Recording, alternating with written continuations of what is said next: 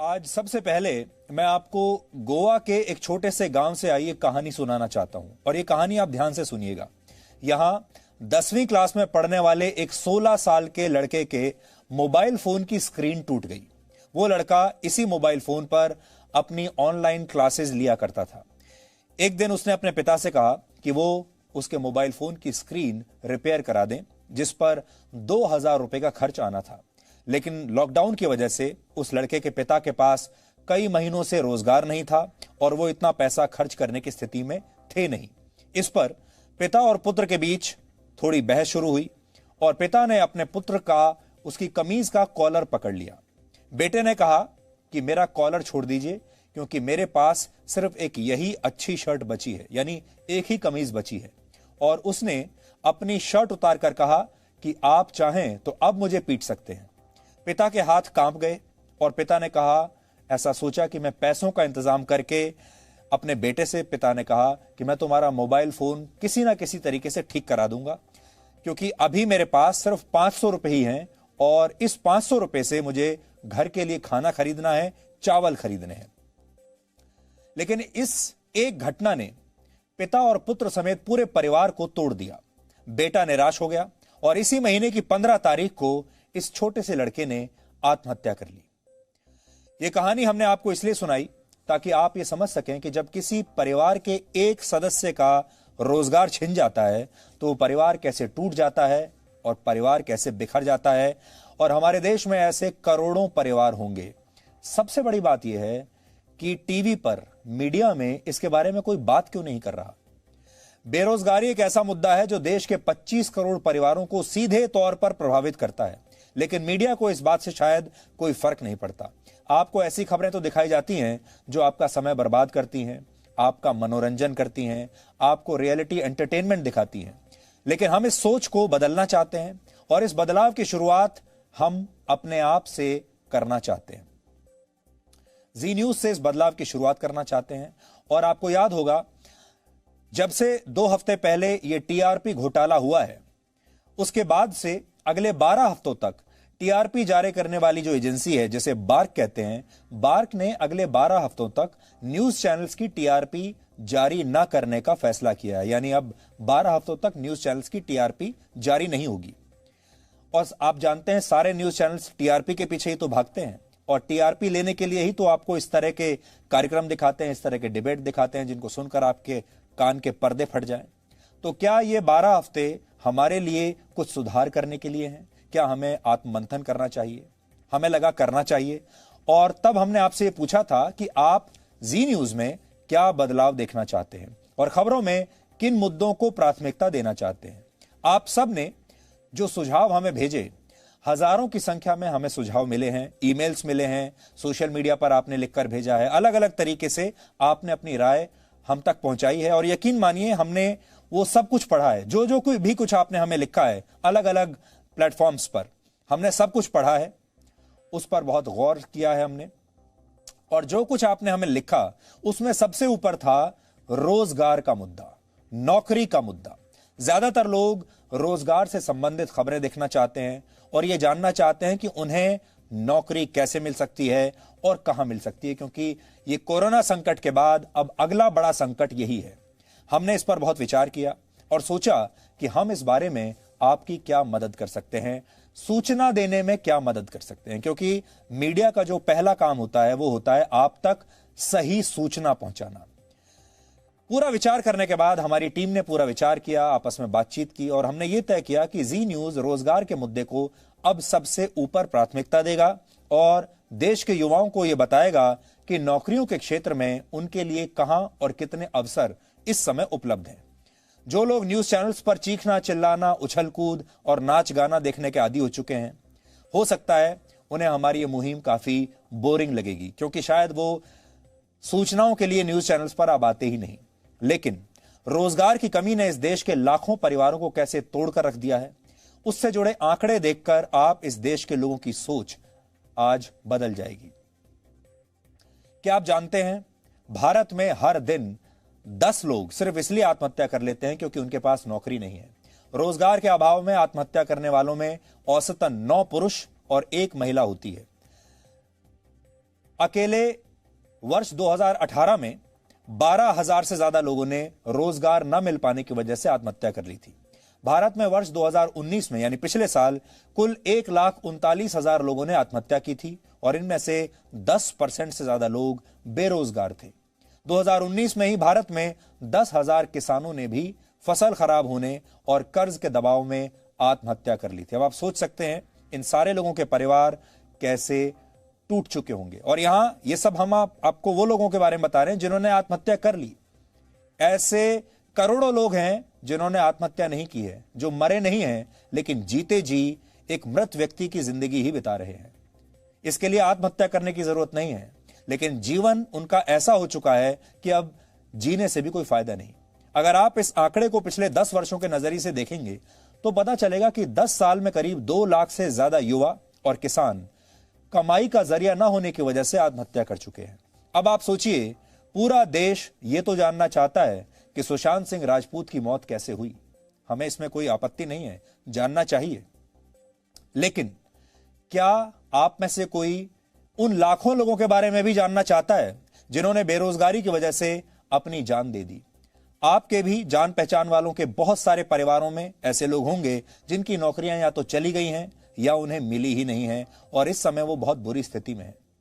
सुशांत की मौत की जांच सीबीआई से कराए जाने की मांग बिल्कुल सही है। मांग तो उठती है कि सुशांत की मौत की जांच सीबीआई करे, लेकिन कितने लोग हैं जो बेरोजगारी की वजह से होने वाली मौतों की भी कोई जांच कराना चाहेंगे? कितने लोग हैं जो बेरोजगारों की आत्महत्या के मुद्दे को सोशल मीडिया पर हर रोज ट्रेंड कराना चाहते हैं? क्योंकि कोई ऐसा नहीं करना चाहता, इसलिए हम अब आपकी आवाज बनना चाहते हैं। हमें बड़ी संख्या में लोगों ने लिखा भी है और हमें जो लोग मिलते हैं वो भी यही कहते हैं कि हम इस तरह के मुद्दों को देखना चाहते हैं, लेकिन क्या करें? कोई हमारी बात सुनने के लिए तैयार नहीं, कोई हमारा फीडबैक लेने के लिए तैयार नहीं। हम लिख लिख कर परेशान हो गए, लेकिन न्यूज चैनल्स अपनी ही दुनिया में खोए हुए हैं। इसलिए हम जी न्यूज पर आज से रोजगार समाचार नाम का एक कार्यक्रम शुरू कर रहे हैं। अगर आप हमारी इस मुहिम को समर्थन देंगे तो यकीन मानिए ये स्थिति बदल सकती है। हम ये कैसे करेंगे, पहले आप इसकी एक झलक देखिए और फिर हम आपको बताएंगे कि आज हमारे पास आपके लिए रोजगार के कौन कौन से समाचार हैं।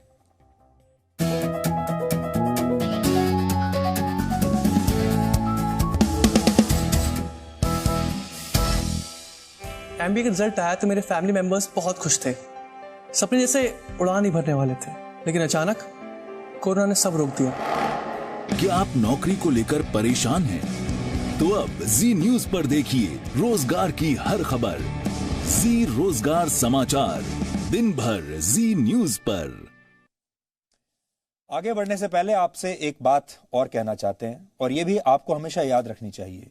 न्यूज चैनल्स आपके मनोरंजन के लिए नहीं है। न्यूज चैनल्स की जिम्मेदारी होती है, मीडिया की जिम्मेदारी होती है आप तक सूचना पहुंचाना, और सबसे महत्वपूर्ण सूचना वो होती है जो आपके काम की सूचना हो, आपके मनोरंजन की नहीं, आपके काम की सूचना हो, आपके परिवार के काम की सूचना हो। आप भी हमारी इस मुहिम का हिस्सा बन सकते हैं और हम चाहेंगे कि आप जरूर बनिए और जी न्यूज की इस मुहिम को अपने दोस्तों, अपने परिवार और रिश्तेदारों तक आप जरूर पहुंचाएं, ताकि जिन्हें भी रोजगार की तलाश है उन तक ये जानकारी पहुंचे और दिन भर वो जी न्यूज देखें, क्योंकि दिन भर हम अपने हर कार्यक्रम के अंत में आपको 2 मिनट के लिए रोजगार के समाचार हम दिखाएंगे, आपको बताएंगे कि आप रोजगार कैसे ले सकते हैं। फिलहाल रोजगार के सबसे ज्यादा जो अवसर हैं वो बैंकिंग और finance, insurance, telecom, real estate, BPO, IT sector और कृषि के क्षेत्र में उपलब्ध है। लेकिन लॉकडाउन और कोरोना वायरस की वजह से लगभग हर क्षेत्र में उपलब्ध रोजगारों की संख्या कम हुई है। इस साल की शुरुआत से लेकर सितंबर महीने तक भारत में रोजगार की दर क्या थी, उसका आंकड़ा इस समय आपकी स्क्रीन पर है। पहले चरण में हम आपको सिर्फ सरकारी नौकरियों की जानकारी दे रहे हैं, लेकिन धीरे धीरे हम अपनी इस मुहिम में प्राइवेट सेक्टर में उपलब्ध नौकरियों के बारे में भी आपको बताएंगे और हमारी कोशिश रहेगी कि हम आगे चलकर अपनी इस मुहिम का और विस्तार करें और भविष्य में इस मुहिम में हम ऑर्गेनाइज्ड और अनऑर्गेनाइज्ड सेक्टर्स को भी आपके लिए शामिल करें। आपकी योग्यता 8वीं कक्षा से लेकर पीएचडी तक की क्यों ना हो, हम आपको आप सबके लिए उपलब्ध रोजगार के अवसरों के बारे में लगातार बताते रहेंगे, आपको अपडेट हम देते रहेंगे। भारत के लोग और खासकर युवा रोजगार की खबरों को क्यों प्राथमिकता देना चाहते हैं, इस बारे में हमने आम लोगों से बात की, युवाओं से बात की, उनके मां बाप से भी बात की। उन्होंने क्या कहा आज आप सबको सुनना चाहिए, ताकि आपको समझ में आए कि हमारे देश में लोगों की असली प्राथमिकताएं क्या हैं। लास्ट ऑर्गेनाइजेशन में मैंने काम करा, 3 महीने इंटर्नशिप करी और यही था कि मैं एज एन एम्प्लॉय हो जाऊंगी, बट कोविड की वजह से कुछ हो नहीं पाया। फिर मैंने कोविड के बाद एक और चांस दिया और स्टिल मैं अभी भी इंटर्नशिप ही कर रही हूँ, इस बेसिस पे कि मैं 3 महीने बाद इंटर्नशिप करके as a regular employ create. मैं जब पास आउट हुआ तो मुझे इतनी जॉब ऑफर हुई नहीं, उनको सबको पहले एक्सपीरियंस चाहिए होता था।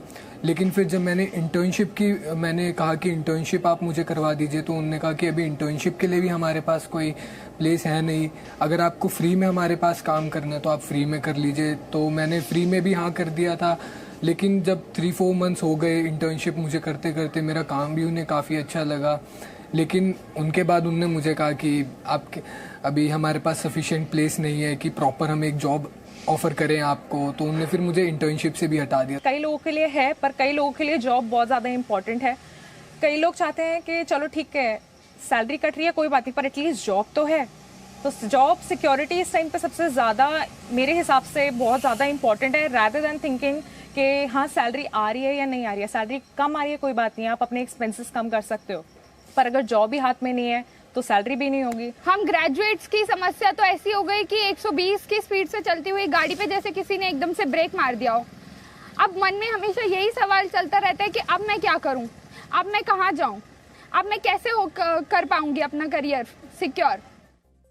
अभी जब हम वहाँ वर्किंग है तो अभी भी हमें वहाँ पे 50% सैलरी मिल रही है, जॉब के कोई नामो निशान नहीं है, बिल्कुल भी नहीं है। इवन हमारी कंपनी भी खुद निकाल दी है लोगों, काफ़ी सारे लोग निकल भी चुके हैं, सिर्फ 7-8 15-20 लोगों की टीम में सिर्फ 7-8 लोग रह चुके हैं अभी। तो प्राइवेट सेक्टर हो चाहे गवर्नमेंट सेक्टर हो, दोनों का बहुत बुरा हाल है इस टाइम। मैं BSc ग्रेजुएट हूँ और इधर ही बेंगलोर में जॉब के लिए आया, लेकिन लॉकडाउन लग गया। लॉकडाउन में खाने पीने का भी बहुत प्रॉब्लम हुआ, इसलिए मैं अपने सिस्टर के घर रहा। अभी भी जॉब ढूंढ रहे हैं लेकिन जॉब नहीं मिल रही बेंगलोर में। किसी भी कंपनी में जाओ इंटरव्यू देने के लिए तो लोग बोलते हैं कि नो वैकेंसी। बहुत सी कंपनीज में ट्राई करा था, कुछ नहीं हुआ, सब कंपनीज निकाल रहे हैं, मतलब मना कर रहे हैं। रिक्रूट हुए थे एक बार तो फिर उसमें निकाल रहे हैं वो लोग, उन लोगों ने जॉब से निकाल दिया। जॉब की अब तो कुछ उम्मीद नहीं है, सब कंपनियों में ट्राई करा, सब कंपनियां निकाल रही हैं, मना कर देती कि अब रिक्रूटमेंट नहीं ले सकते हम, कोरोना कारण लॉस में है सब कंपनी इस टाइप से। इसलिए इस कोरोना टाइम पे सबसे ज़्यादा जो इफेक्ट हुए हैं वो स्टूडेंट्स हुए हैं, क्योंकि उनको अपने भविष्य का पता नहीं है, उनको एक्चुअल किस रास्ते पे जाना है। एक्चुअल में सब स्टूडेंट तैयारी कर रहे हैं, लेकिन पेपर समय पे नहीं होने की वजह से वो डिप्रेशन में चले जा रहे हैं। ड्यू टू कोरोना वो ज़्यादा परेशान है। हम यहाँ इस मुद्दे पर जी न्यूज़ पर लंबी कई घंटों की बहस नहीं करना चाहते, किसी से सवाल नहीं करना चाहते, किसी से आपको हम कोई कान फोड़ू, आपके कान के पर्दे फाड़ देने वाली डिबेट नहीं करना चाहते, किसी की ट्रोलिंग नहीं करना चाहते। शांत तरीके से एक मुहिम शुरू करना चाहते हैं, सकारात्मक मुहिम। उसमें आपका साथ मांग रहे हैं और हम अपने स्तर पर यह पूरा डेटा खोजेंगे, इसे प्रोसेस करेंगे, चाहे वो प्राइवेट सेक्टर का हो, सरकारी सेक्टर का हो, ऑर्गेनाइज सेक्टर का हो, डिसऑर्गेनाइज सेक्टर का हो, और आपके सामने हम पेश करेंगे। आप जी न्यूज़ देखिए और इनमें से कोई भी नौकरी में अगर आपको लगता है कि आप काबिल हैं, आप इन नौकरी के हकदार हैं, तो आप वहां पर अप्लाई कीजिए। एक छोटी सी हमारी कोशिश है, बिना किसी को ठेस पहुंचाए, बिना आपका समय बर्बाद किए, और इसीलिए मैंने आपको कहा इस पर हम कोई बहुत बड़ा लंबा चौड़ा शो नहीं करने वाले हैं, कोई बहस नहीं करने वाले हैं, क्योंकि बहस हम यहां तो कर लेंगे, आपका मनोरंजन भी हो जाएगा, किसी का अपमान भी हो जाएगा, किसी से सवाल भी पूछ लेंगे, लेकिन नौकरी मिलेगी क्या? सवाल है नौकरी मिलेगी, और जवाब है नौकरी तब भी नहीं मिलेगी। इसलिए हम आपके जीवन के सिर्फ 2 मिनट लेंगे, और जैसा हमने आपको बताया जी न्यूज़ के हर प्रोग्राम के आखिर में 2 मिनट हम रोजगार की समस्या को देंगे और आपको वो पूरा डेटा बताएंगे कि आज कहां कहां पर नौकरियां उपलब्ध हैं। शुरुआत हम सरकारी सेक्टर से कर रहे हैं, फिर उसके बाद इसका और आगे हम विस्तार करेंगे। किसी परिवार में जब किसी एक सदस्य का भी रोजगार चला जाता है तो उस पूरे परिवार पर संकट आ जाता है और पूरा परिवार एक तरह से टूट जाता है। हम परिवारों को बिखरने से रोकने के लिए एक छोटी सी कोशिश आज से शुरू कर रहे हैं और हम चाहते हैं कि रोजगार से जुड़ी आपकी चिंताओं का जितना हो सके, जितना हम कर सकते हैं, उतना समाधान हम आपको दें। अगर आप भी इस समय किसी सरकारी नौकरी की तलाश में हैं तो उससे जुड़ी जानकारियां इस समय आपकी स्क्रीन पर हैं। आप चाहें तो ये जानकारियां नोट कर सकते हैं। अगर आप योग्य हैं तो आप इन नौकरियों के लिए आवेदन दे सकते हैं, आवेदन कर सकते हैं और इसे अपना एक रूटीन बना लीजिए। आप हर रोज जी न्यूज देखिए और हर रोज जी न्यूज आपको सैकड़ों हजारों की संख्या में नौकरियों के बारे में जरूर बताएगा। अब ये आपके ऊपर है, आप इस मुहिम को कितना बड़ा मुहिम बनाना चाहते हैं, कैसे आप अपने परिवार, अपने दोस्तों की मदद करना चाहते हैं। और आज हम आपके साथ मिलकर यह तय करना चाहते हैं कि क्या इस देश में हमेशा नेगेटिव न्यूज ही ट्रेंड करेगी? कान फाड़ देने वाला जो बहस है, आपके कान के पर्दे फाड़ देने वाली बहस, क्या वही ट्रेंड करेगी? अगर इस तरह की कोशिश की जाए तो क्या उनके बारे में लोग बात नहीं करेंगे? क्या वो ट्रेंड नहीं करेगा? इसलिए हमें यह लगता है कि भारत के 25 करोड़ परिवारों का समर्थन हमें मिलेगा और हमारा समर्थन उन 25 करोड़ परिवारों के साथ है जो इस समय किसी न किसी मुश्किल में है या नौकरी ढूंढ रहे हैं।